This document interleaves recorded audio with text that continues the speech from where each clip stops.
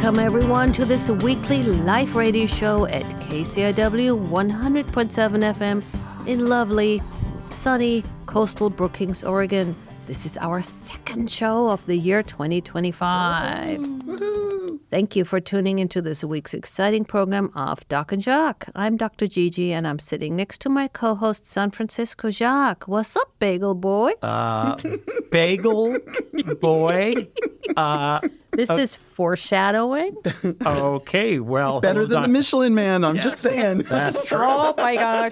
Hey, folks, welcome to, good afternoon to our guest today and all of our loyal listeners out there. Thank you so much for making this a great show on KCIW, where you're tuned in at 100.7 FM. Today is January 15th, and it's National Strawberry Ice Cream Day. Finally, we get kind of a normal...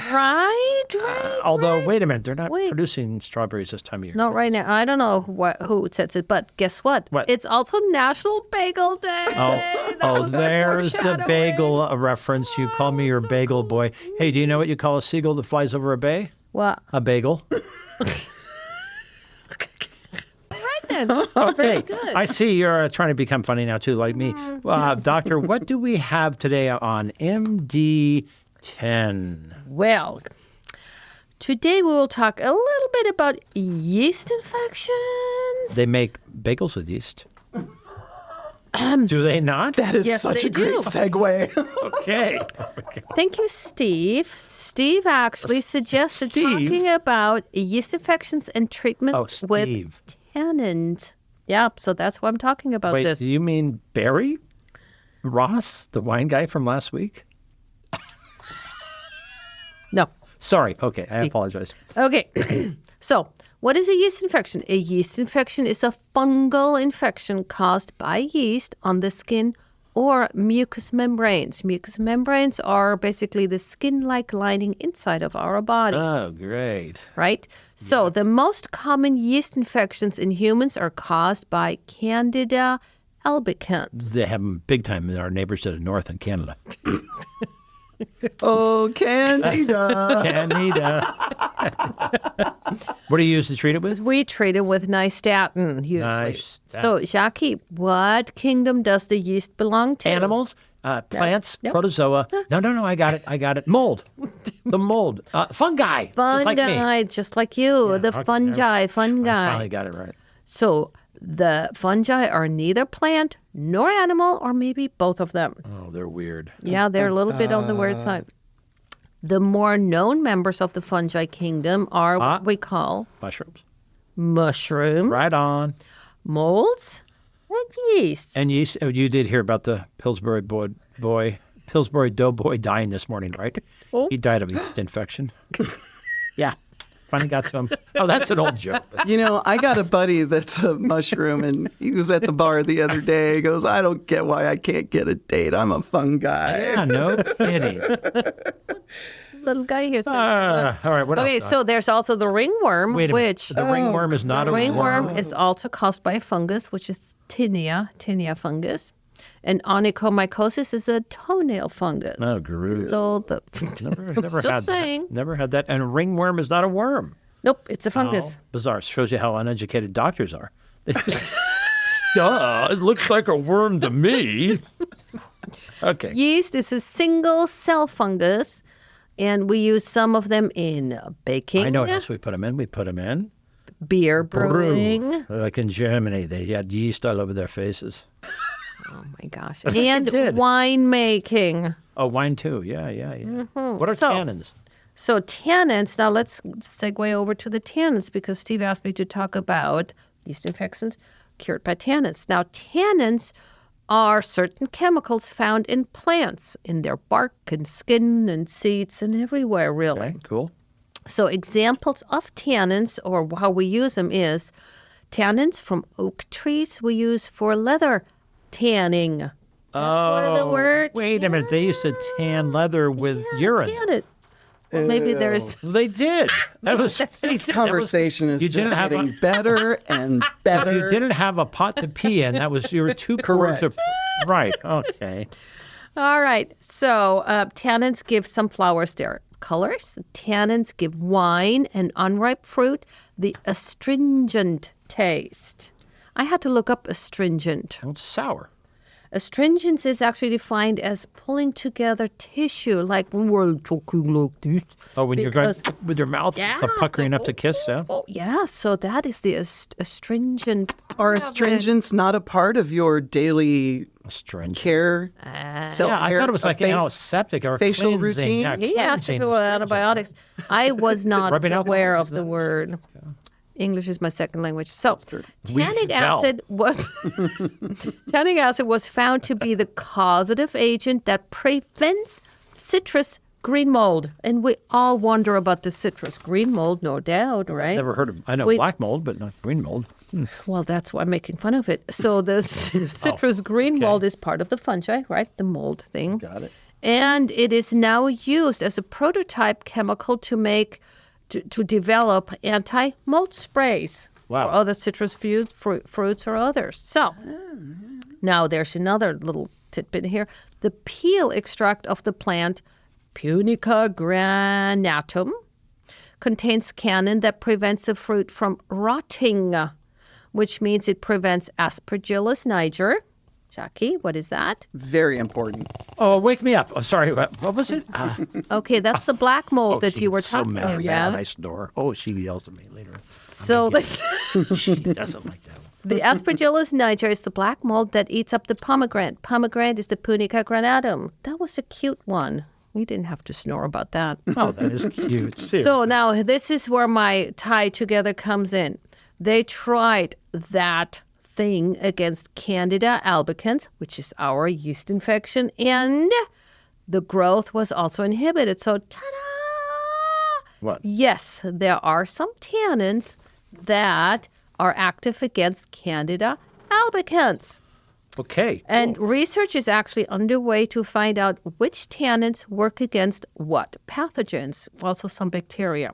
It's a relatively new and exciting field, and there are papers out there that talk about how to find tannins, how to find how they can work against, and maybe we can get rid of our fungal infections by lathering on wine or beer in the There we future. go. Who knows? Gurgling and let it overflow your mouth, just flow down your body and take a bath in wine. Yeah. Okay, well, thank you, Dr. Gigi, about mold. Now, I want to tell everybody next week we're having the two men, Andrew Meyer, the owner of Paul Ministries, and Stephen Etheridge, the estimator, just talking to them about black mold. They're the people Yeah. that come in and clean up black mold and fire I'll talk damage. about and black also- mold then. So we got to talk about Aspergillus niger. yeah, okay, there we go. That's because that's a big part of the. So tune in next week. All right. I also want to give a special shout out to Tom Bozak and Michael Gorse, who are our sound engineers, doing such a good job week after week. Thank you, gentlemen, so much for what you do to make this show such a popular and good show. And pretty soon, by the way, I got word from Paul Chris today that there will be carrying the Doc and Jacques on KFUG. Crescent City, in here we Crescent come. City, California, and then we're also looking into KZZH in Eureka to carry this show. So we're Not the big city or Eureka. I can only aspire. no, wait a minute. Yeah, okay, right. I won't waste any more time with that because we got to let our guest in on the action. She's a returning guest. She was here, 3 weeks ago, 4 weeks ago, and her name is, I'm not going to promise I won't call you Victoria, Veronica Schlesener Yes. is here in the studio talking love and marriage or whatever we want to subtitle that. But she is such a kick. You are so much fun. Welcome back, Thank you. Veronica. Harmonica Veronica. That's right. Yes. So she's also the front woman of Dog Park Park Mondays. Yeah. and she plays a mean harmonica. In fact, that's Great why songs. I have my bag with me because I'm going to rehearsal right after this. Now, where do you go to Nice. rehearsal? Rehearsing at Scott's house. That's where we generally rehearse. Yeah. Cool, So cool. we got some new tunes that we're It's Ron putting Mitchell, together. Scott and Shaw. Ron Mitchell and Charlie Perry. Hey, yeah. you know Nice. what? Scott Shaw might be. KCIW might want to talk to Scott. He's a guy. He's a home inspector. Home inspection, yeah. Building and home inspector. Yeah. So maybe you could have. Yeah, lots of great Pull some lots of great contacts and information have there. him contact KCIW. You never know what might be coming down the pike. Yeah. All right. Well, welcome back, Thank you. Veronica. Veronica. Good. How Segment is, 2. How is Segment how is two. husband Steve doing? Steve is doing wonderful. Cool, Thank you cool. so much for Saw him asking. the other day. I had no idea he was sitting in front of us when we were at porta pints watching you the other night, and then Kelly Schlong was there videotaping. Yes, you. But I didn't know the guy right in front of me was your husband. I don't know. I think he had a hoodie on or something, so I didn't recognize him. Welcome back. Thank you. Let's ask you. You give a recap. Give a recap from last time. Sure, because look, we talked about a lot of great things, and there's no way I could fill you in on everything. But just sort of a general is that we talked about how important it is to determine how big your guest list is going to be and how many people are going to be in your bridal party, that it's vital for being able to create a budget, but also to make sure that the guest list doesn't run away with you and you have 200 people in only 150 minutes of time. It's going to be my son's wedding. He's not prepared for it. Oh. I have so many hundreds of people. And there was a handy dandy RSVP hat. Yeah, so that you can make sure to stay on top. Remind our guests exactly what your title is and what you do. So I'm an officiant, Reverend Veronica Schlesener. I've been doing weddings for 30 years, and I've done all sorts of weddings, big weddings, little weddings, and so I have seen a lot, ladies and gentlemen. And so the information, hundreds of folks, right? I'm sorry? You tied the knot for hundreds of folks. Oh, hundreds. I've done hundreds of weddings, yeah, and I actually did over 101 year. Whoa. When I was doing it full time. Wow.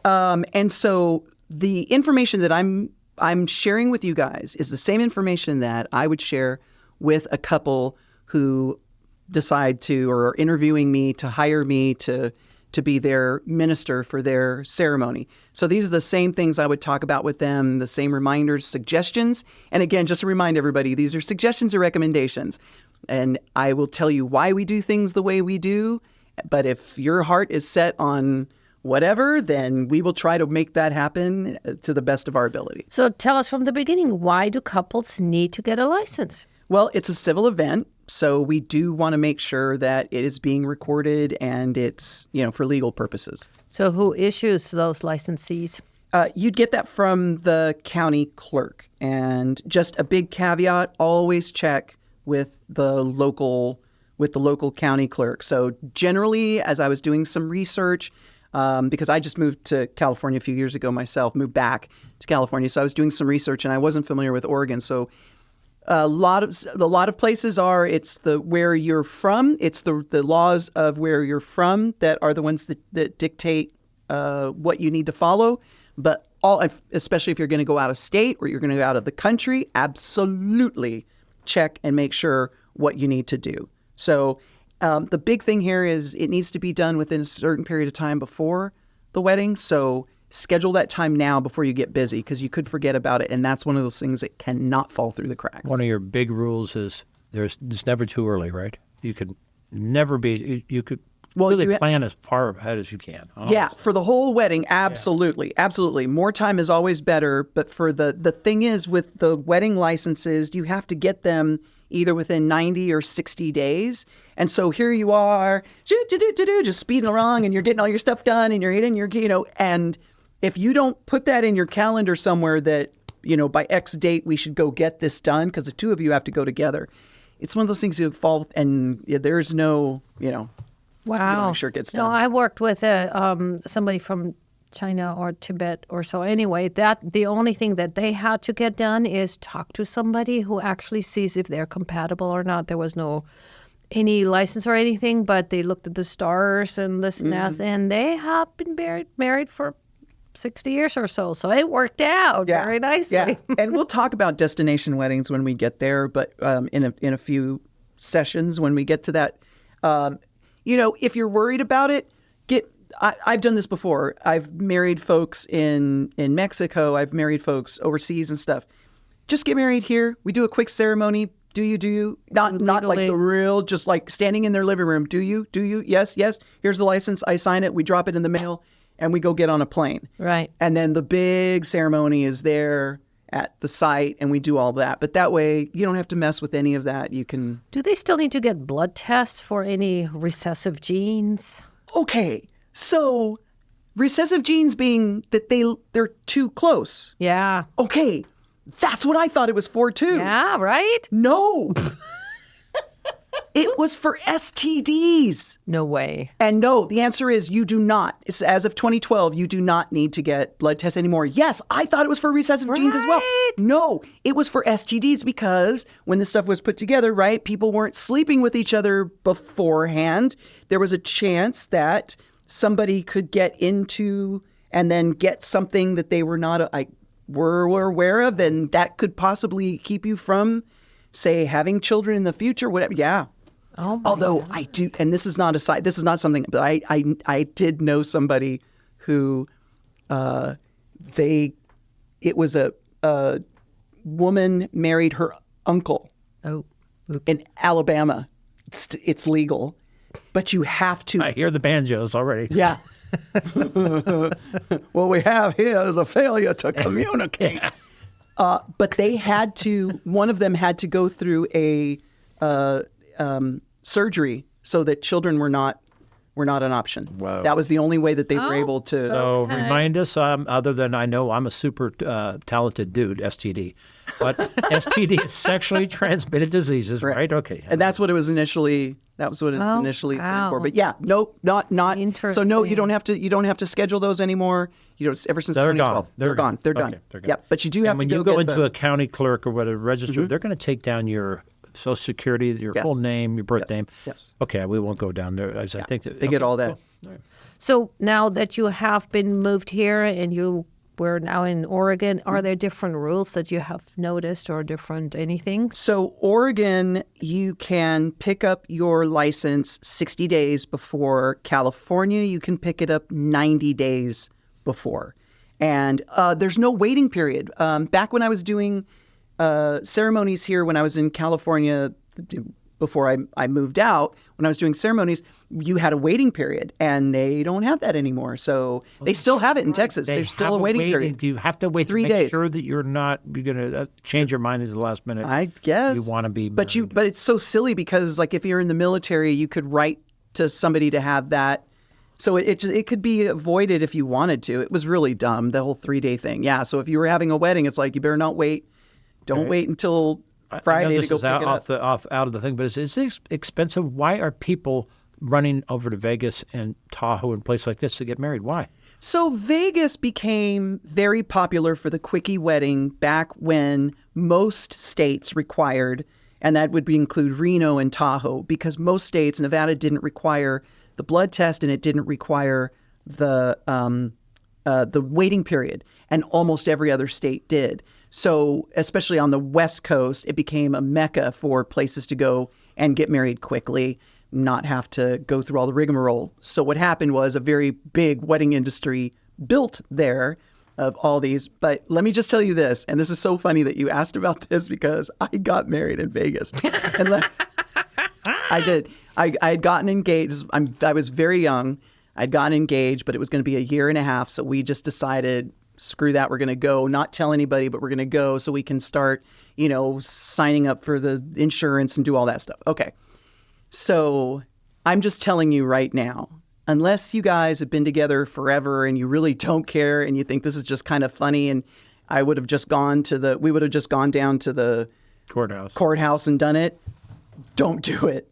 It is the fast food of wedding. You will be, if you're romantic or you want romance. Fast food. It is no. That's mean like the wanting courthouses. that's- Or at no, Vegas? no. Vegas. Yeah. Vegas. That is like expecting filet mignon and In-N-Out. That's all I'm saying. Wow. I mean, and I've seen people who bring ring bearers and flower girls and bridesmaids and my groomsmen, goodness, and and they're they're just all in, and I'm telling you, the ceremony is going to take, it's going to take you longer to get from the vehicle into the wedding Oh my God. than the wedding will take. I'm just saying. Because all you're required to say is, I now pronounce you man and wife. And trust me, they've got that figured out. And this thing is like a boom, boom, boom. And we got three brides and grooms In the waiting out queue, there. yeah. So let's there go. are a lot of people. I mean, is Oh it still? yeah. And it was funny because as soon as the service was over, one of her little henchmen walked up and said, "Congratulations, the gratuity is $50." And you're like, "I'm sorry, it was a gratuity." She's telling me it's a. So it's yeah. I'm just saying. Wow. But that's why Vegas got very popular. Oh my Okay. goodness. Now we know. You Yes. get the questions there. All right. So, Where do we got?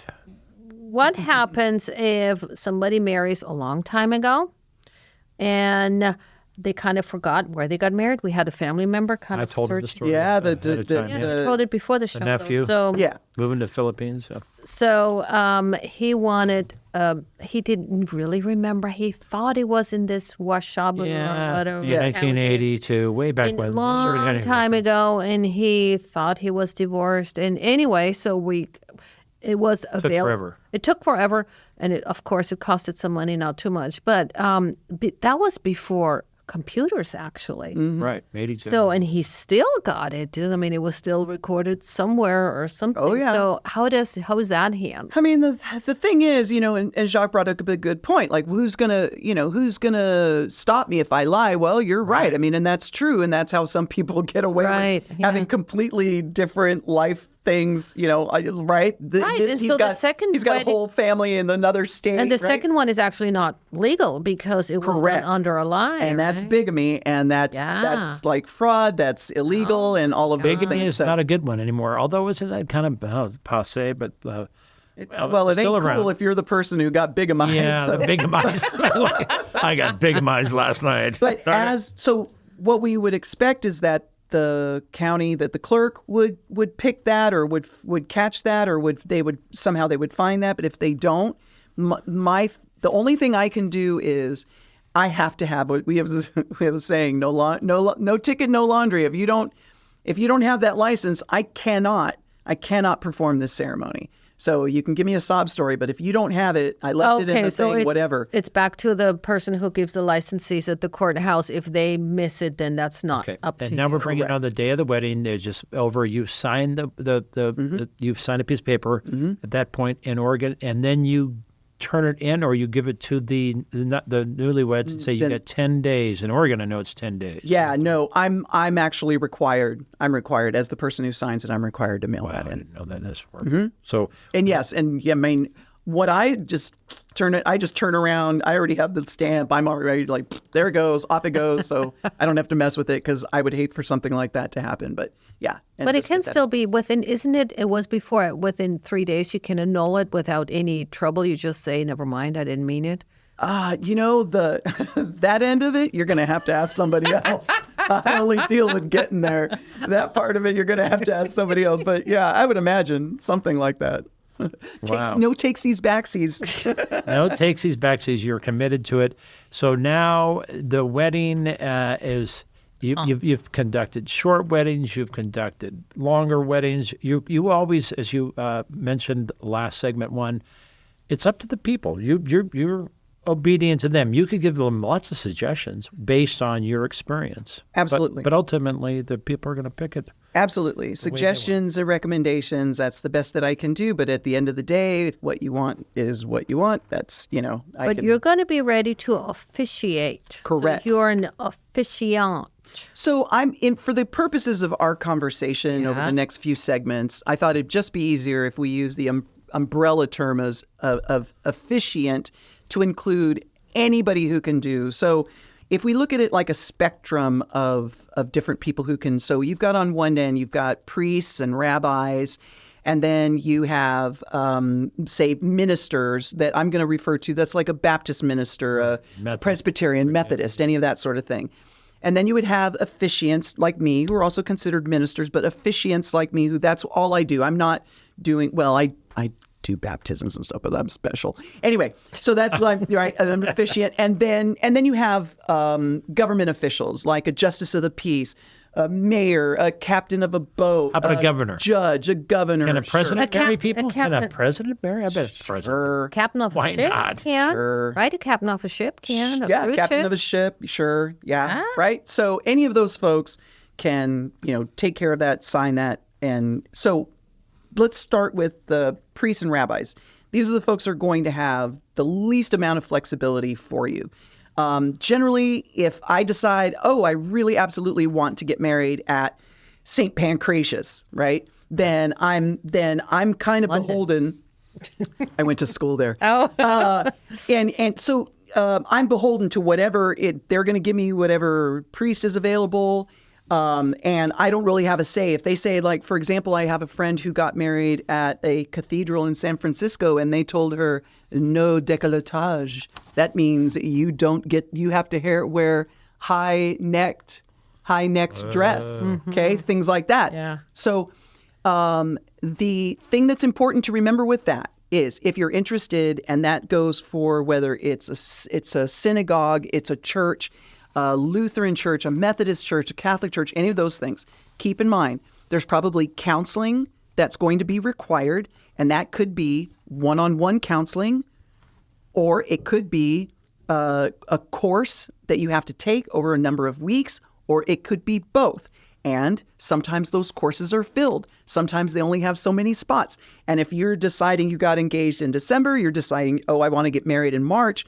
Well, not if they don't start offering them until February, and it's an 8-week course. That's not going to work. I bet you've never. They will tell you no. I bet you've never officiated or performed a marriage in a Catholic church. I have you not. Can't, right? But the same goes the other way around. Is that if you want a priest to come, I love Father What a Waste. That's what we used to call the really good-looking ones. Father What a Father What a What a Waste. waste. Good-looking guy. And so I want him to marry us in the Redwoods. Well, he can't do that either. Generally, it's frowned upon for Catholic priests to leave to do weddings outside of their diocese, much less to do it outside of a church.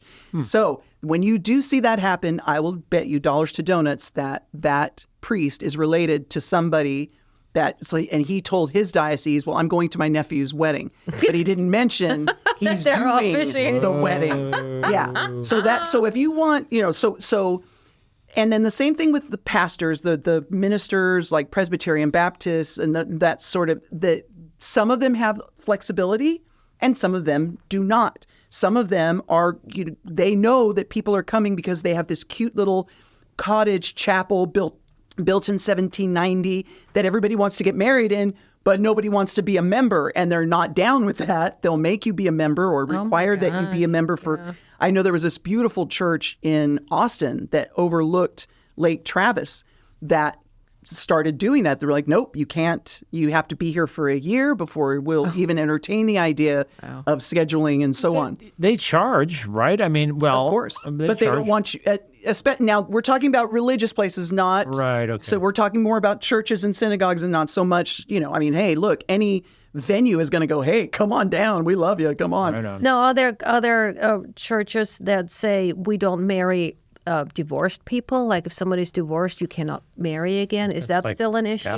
Maybe in the more Orthodox churches, but not again, commonly, because if they get the marriage license, then it should be the legal thing. It should be, but again, you're kind of, if you, let's say there's an old school priest at St. Bonaventure that you really want to get married at, and if he says, no, I know you've slept together, and he says no, then done, no, and you got to find something else. So what I want folks to know about, especially about churches, these are the things you need to, as soon as you get engaged, man, go and find out what are those parameters, because now you come over to someone like me, or let's go to Justice of the Peace. So Justice of the Peace, things that we want to think about with JP is, and again, caveat here, I am not familiar at all with the JPs in Del Norte or in Curry. Okay, so I'm not speaking about them.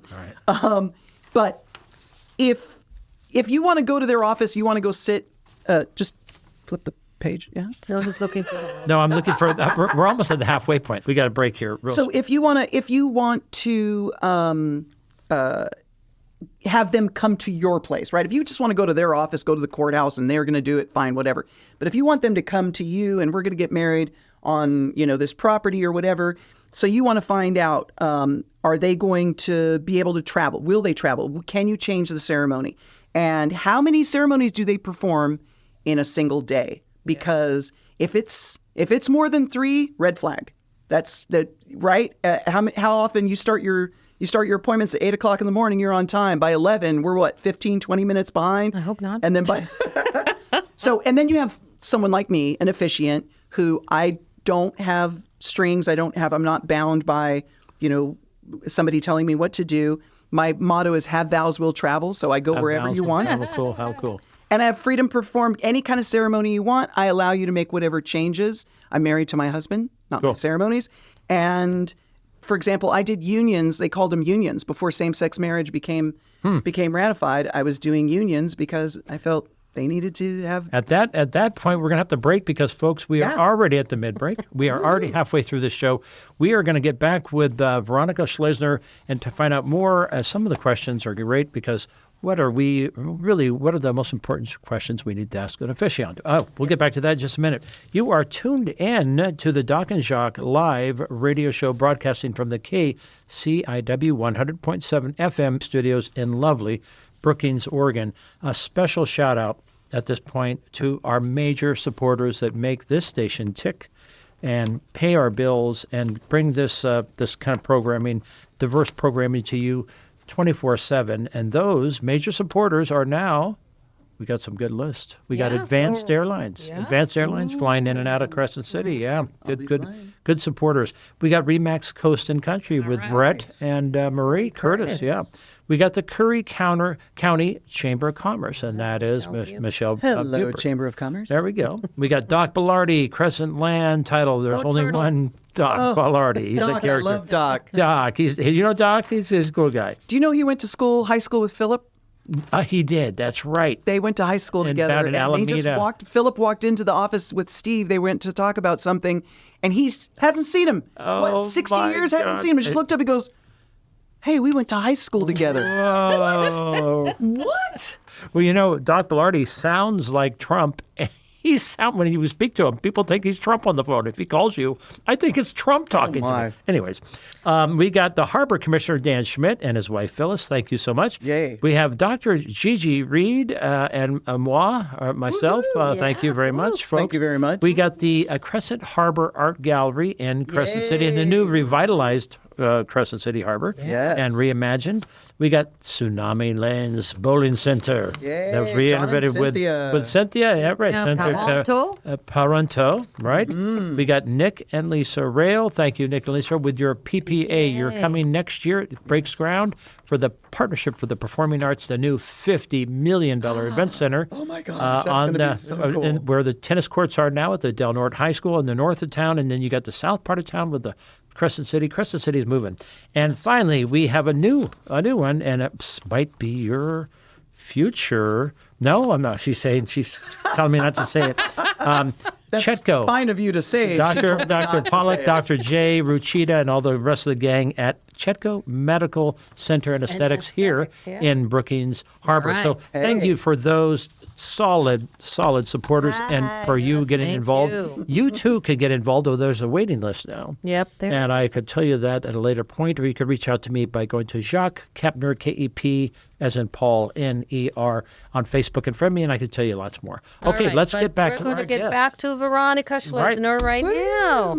We are wanting to know what are the most important questions you, like me, should ask our or your or as you officiant. Okay, I think I got it. So whoever you sit down with, a few of the things that you want to ask is, can we review the ceremony or vows beforehand? Will we have an opportunity to take a look at that? Mm-hmm. Can we write our own vows if we want to do that, if we choose to do that? Can we edit? There's some people who don't? I thought that was like the common. No, that's Hollywood. Really? I love when you talk about Hollywood, though. That is so Hollywood. That's 95% of people do not write their own vows.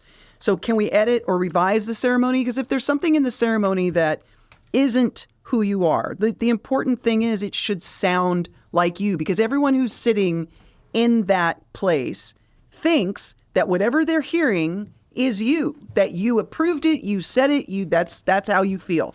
So what we want to do is, can I edit? If there's something I see in there or hear in there that I don't like, can I get rid of it? Will you manage our rehearsal? So there's a lot of folks who it's like, well, I'll do the ceremony, but you're on your own. I don't know what you want to do for the rehearsal.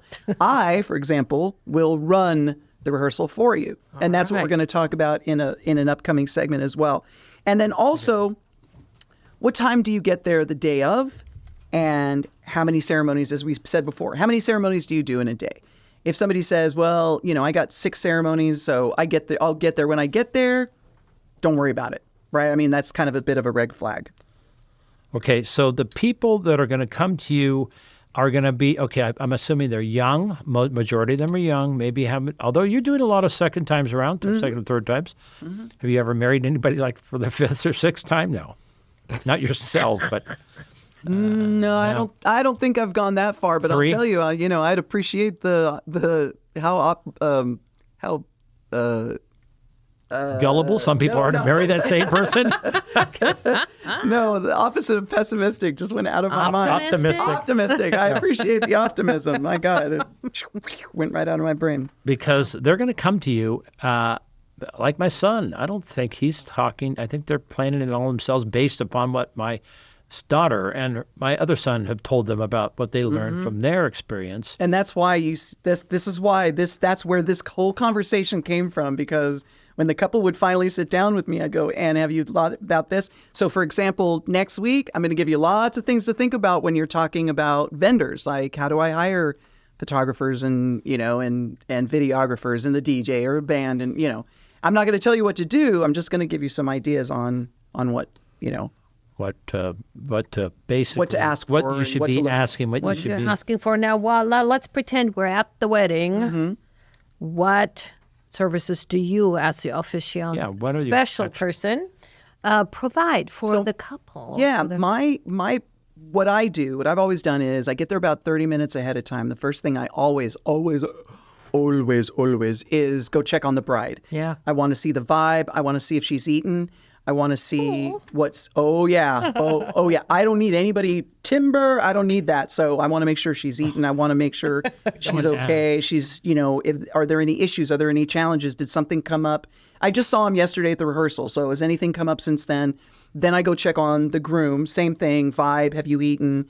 They usually start putting the alcohol away if they see me come in. So that's a good thing, because I want them to move on. Check the vibe, any challenges. Then I go and I meet with the vendors. I meet with the DJ, specifically the DJ and the photographer, because I want to make sure that we put together the best product for the couple. Right. So they usually don't go to the rehearsal. So I'm the one telling them, okay, last night what happened, what we decided was she's going to come in here, this is going to happen here, he's going to do this, whatever. And then I go to the DJ and make sure we have all our cues. Can you see me from there? If you can't, this is what you're looking for. When you see me, tell them to do this. That's when you hit the music, all of that kind of stuff, so that we're all on the same page. And then the last place I go, if I still have time, is I go see the parents. And I give them the woo-saw, woo-saw. Everything's going to be okay. I'm here. I got this. You just got to be pretty and walk up to the front, sit down, and don't fall. That's all you got to do. It's okay. I got this. And then what I do when I meet with the couple, I'll ask them, do you have any grandparents or great aunts or great uncles or, somebody who's coming from a really long way away or something like that? And if they do, then I'll go up and go, hey, are you Grandma Betty? And they'll go, oh, yes, I am. You know what? They told me how excited they were that you were going to be here today. And they're so happy you're here. Aww. And it just makes that the family just that much. Yeah. Back it up a minute. You said when you go talk to the vendors. Now, are these vendors that you have helped hire? You don't have anything to do with this, do you? No, I do not procure them. But when I sit down with the couple, I go through an entire list of who's doing I don't care. DJ, who's doing the photography. Who's the DJ? Who's the photographer? Who's your caterer? Who's the venue? Where's the venue? I want to know everything. One, because if this is all wonderful and I love the way that the caterer took time to do X, I want to work with that caterer again. Yeah. And sure. these are things that people are going to ask me later. Brides and grooms are going to ask me. So I'm always looking at, but I first and foremost am looking to create the best product. Do you need me to get out of the way when you take such and such picture? I got it. I'll do it. Do this. Okay. Then that's so that we can all work together. But no, I don't hold their hand and go find those things. But sometime before the ceremony, I sit down and find out all of that stuff. So when I get there, I'm not like, who? I'm like, I'm looking for Becky. who's Becky? Right. She's doing the catering. Right. Hi, Becky. Okay, they told me to come talk to you.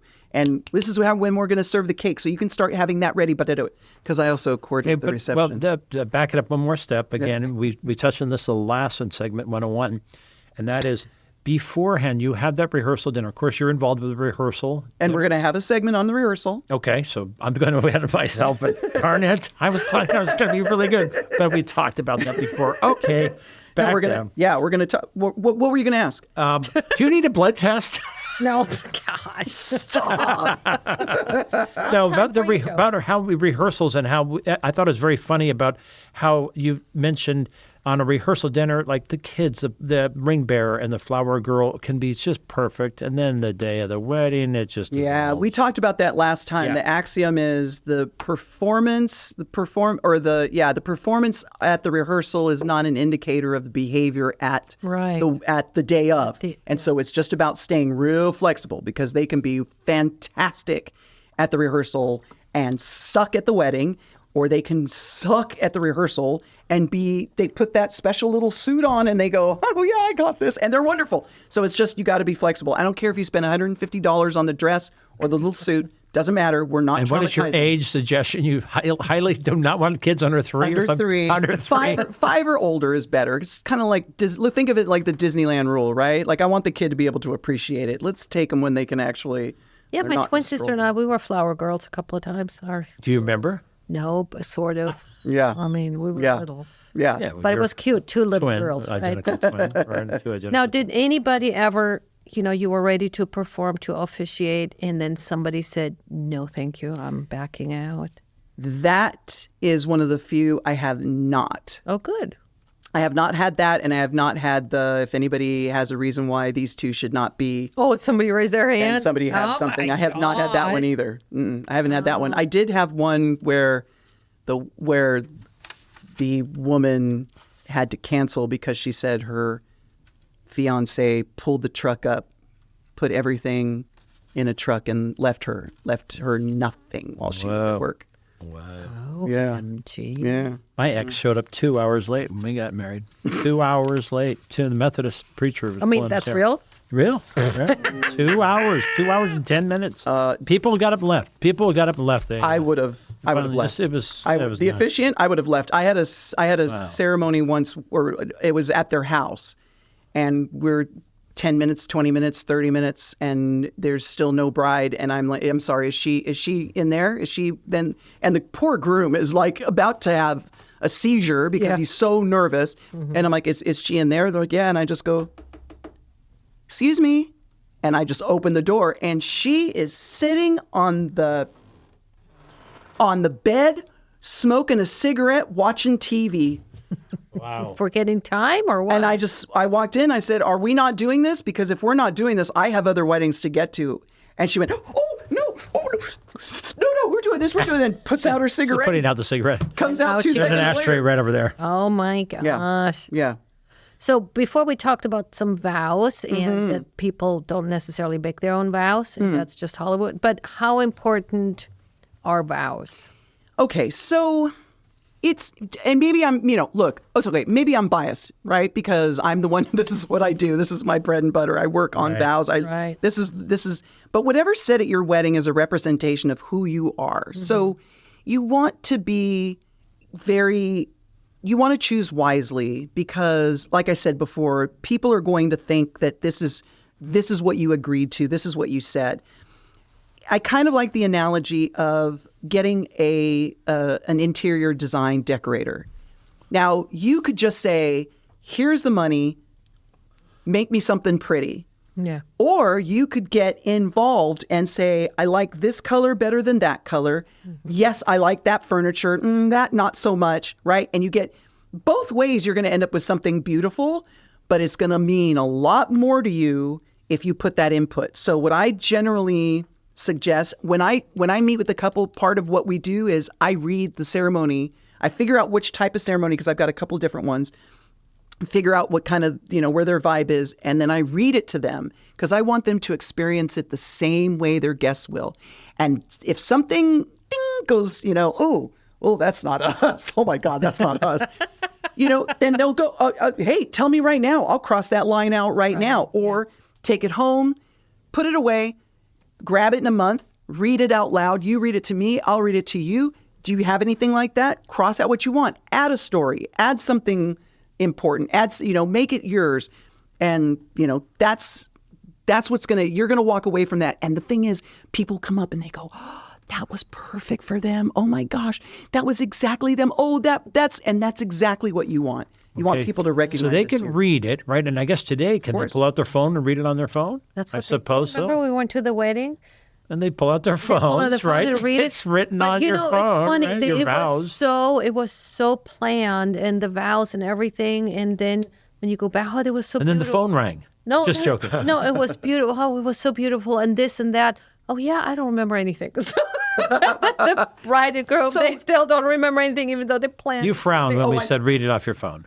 Oh, no. I thought you meant the ceremony. I was like, I wouldn't read that on my phone. But, the vows. Like you're reading songs on Dr. Okay, so writing. We already talked a little, or you brought this up a moment ago about writing your own vows. Yeah. How it's like, what? Everybody doesn't do it? Right. No, most people do not. And here's my thing. If you want to do it, make sure that both of you are 100% on board. Not everybody wants to talk about in public specific emotional things. True. And that's more a female thing, right? So the thing you can do is you guys could send a letter to each other the morning of that has all those things in it. Because if the other person is on board, it will be very apparent. And the last thing, please, God, for the love of God, please don't wing it. You can't wing it. It's not going to be right. Oh my God, I had a couple do that once, and I was begging him. So here's the thing: I tell them, take it off. Give me the vows beforehand. I'll write it on an index card so that if you're nervous, it's not doing all that, or if it's windy, it's not right. A little index card fits perfectly in your hand, and it doesn't look like you're nervous. So I said, you need to give those to me. You need to give it. Okay. And he's at the, he's not sending it to me. He's not emailing it to me. And finally at the rehearsal, where is it? I'll get it to you tomorrow. I'm like, dude, okay, this is it. You have got to get it me. So I see him the next day and I can see the look on his face. And the answer is, I'm just going to wing it. Uh-oh. And it went about as bad as you could imagine. So we go to her. And she's talking about, I commit to you because you're such, you show us this and you're this wonderful person who, when I needed you, you did this and I did it, whatever. Okay. And let's go to him. And he's, Cindy, I love you because you watch football. And it it was horrible. It was horrible. So yeah, so absolutely, the best vows should be a reflection of you. But Okay, what should the best vows say? it should be a reflection of who you are. And if you want to use lyrics from a song, great. Or if you want to write something, great. Or if you just want to go with what the officiant is offering you, or you just want to make some tweaks to it, fine. Kenny Loggins had this wedding vow. He got married, I think this was his second wedding, but in his wedding, that if you're ever afraid, I will push you towards that which you fear. Whoa, right? Because, Yeah. Right? Because usually somebody, especially a male, is going to say to you, if you're afraid of something, I'm going to protect you and I'll take care of it and I'll make it go away. But because of where their head was at, his thing was, hey, if anything, if you're afraid of something, that's the sign from the universe telling you you need to do it. So I'm going to push you to, and see that. Who else would write that? Right. That is You liked them. it. And so those are the things. But again, don't force yourself if it's not what you want to do. So 'cause you vows don't need cannot to. be. What's the shortest? What's the shortest marriage that you've ever officiated?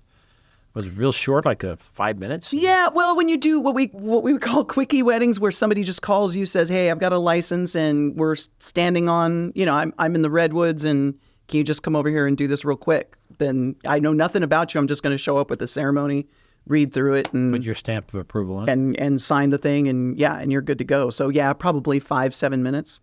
Wow. And the cost, what does an officiant's cost? What's the charge? Well, remember how we discussed last time about how the size of your wedding and the wedding party affects this is a classic example of that. Because a small wedding party is less to handle than a large wedding party. So it's going to be a little different. But you giving the marriage ceremony itself is pretty much the same, right? Or is it?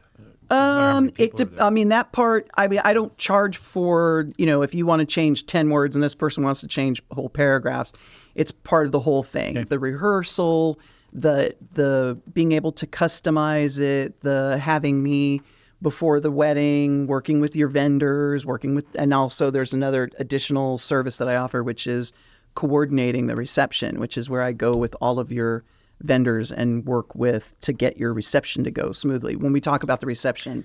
So when you have before the ceremony, you have the wedding march or whatever that's called, and then during or after the funeral train. You have music or real music. I mean, live music or canned music. Right, who chooses that? Is that something that you? Well, see, again, that goes back to sometimes if I'm having it at church, I may have my hands tied as to what kind of music I can have, what type of music. Right. But generally. When we talk about the ceremony, we'll talk about like music to choose, but in the middle of the ceremony. So some people like to there's what I call like extracurricular things like a unity candle or having music. Here's the big thing. Here's the big thing is forget Hollywood. Standing there looking at somebody in their eyes with 60 other pairs of eyes boring into the back of your heads, not doing anything, but just standing there, a minute feels like 10. I promise you. It's so awkward. It's so awkward. If you want the whole song, use that as your first dance. Don't put it in the ceremony. You really love the lyrics? Write them down. I can read that as part of as Bruce Springsteen said, whatever. But I had a couple who, again, suggestions and recommendations. Don't use a whole song. Make sure it says what you want, first verse, chorus, and then we're out, right? Everybody else, that's it. That's all we're going to play. But the bride said, but no, Veronica, I need this whole song. It's like, it encapsulates our whole relationship. It's like. It's a 5-minute song. And I'm like, okay, I'm just telling you, okay. So sure enough, it's the opening, and then it goes into the first verse, and then it goes into the chorus, and the second verse, and the next chorus, and then it goes into a bridge and into the solo. And she looks at me and goes, how much longer is this gonna be? And I looked at her. Then I go, I don't know, about 3.5 minutes. And her eyes got as I go, I'm kidding. I don't know. I think we got like. What is a unity candle? You just said. What's that? Okay, so a unity candle is a way to symbolize the coming together of two families. So there's typically at the front of the venue, there would be three candles, 2 smaller candles and a larger pillar in the center.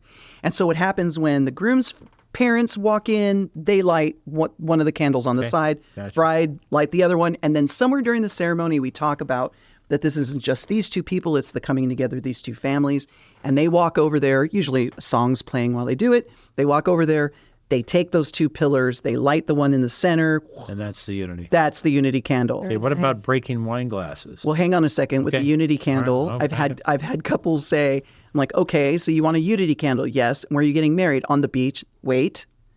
The wind. Yeah. So outdoor, not a good idea. So if you are going to have it out there, there's other options.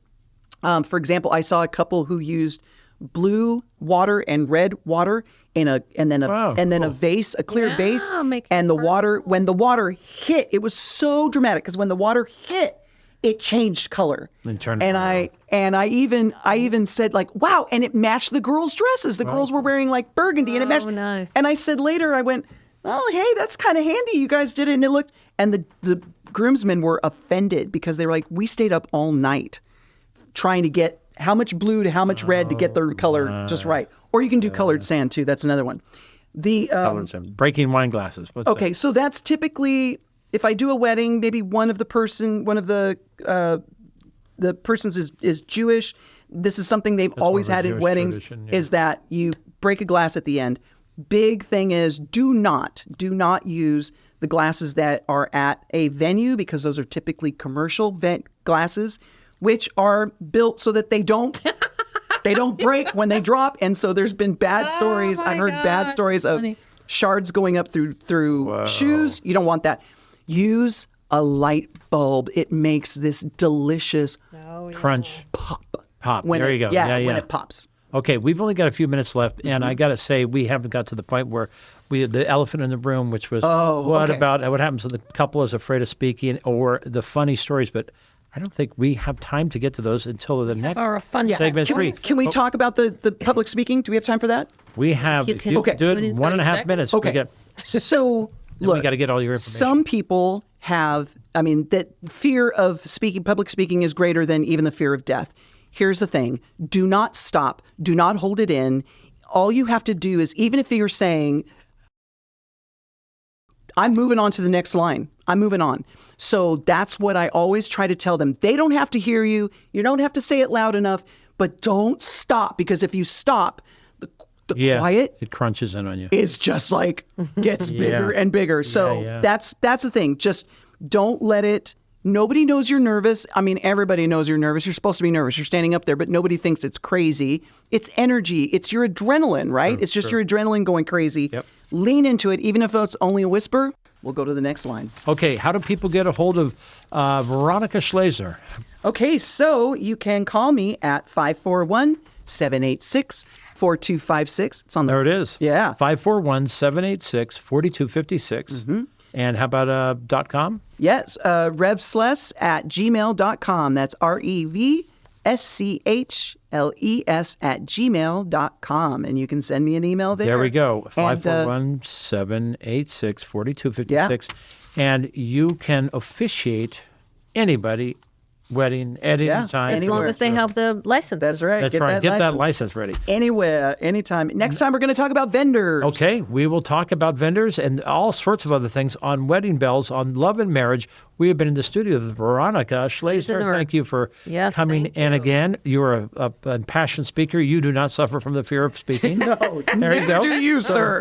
Neither do you. Okay, we got just a few minutes. We got to end this quickly. Hey, I wanted to tell you why don't I don't want to ever go to another vampire's wedding, because they really suck. Okay, where are my jokes? Where are my all my jokes are gone? Okay. Okay, go. You know why men? What she's showing me what I'm. Oh, not. Hey, why are husbands like wine? Because they take forever to mature. And my relatives used to tease me at weddings, saying things like, "You'll be next." Well, they stopped once I started doing the same thing to them at funerals. Yeah, that's not funny. Let me get a quote in sideways here. Okay. Please. The beginning is always today. The beginning is always today. It's a good one, right? I like it. Mary Shelley. Uh-huh. Okay. Okay. Sorry. I told my psychiatrist that I've been hearing voices, Doc. Yeah. She told me that I don't have a psychiatrist. That is a good one. Is she in the room with you now? Is she here? Is she here now? You know why cigarettes are so good for the environment? No, why? Because they kill people. Oh, man, that's dark. That's dark. Okay. Remember, being healthy is basically dying as slowly as possible. Well, there we go. We have had a great show here Yes, on it the was a Doc good and show. Jacques show. And Tune in we're next at week for the Mold Men we're- are coming. Veronica, thanks again. We're at the end of our second wedding-related show with Veronica Schlesener. Thank you. You have been listening to the Doc and Jacques Show on KCOW LP 100.7 FM in Brookings, Oregon. We sure hope you have enjoyed the show as much as we have. It was fantastic. Thanks again, Tom Bozak and Michael Gores for being in the KCAW studio, engineering studio. We thank you so much. And if you want to be on the show, reach out to us, Jacques Kepner, Kepner on Facebook, and you could possibly be our guest right. And I have one more quote. Oh, yeah. A goal is just a dream with a deadline. What? A goal is just a dream with a deadline. It's a good one, right? A dream without plan is just a wish. Yeah, very good. Yeah. Gigi was asked, aren't you wearing your ring on the wrong finger? And she answered, yes, I'm married to the wrong man. Have a good one, folks. Peace and love to all of you. Stay safe. Enjoy the week. See you next time. Bye.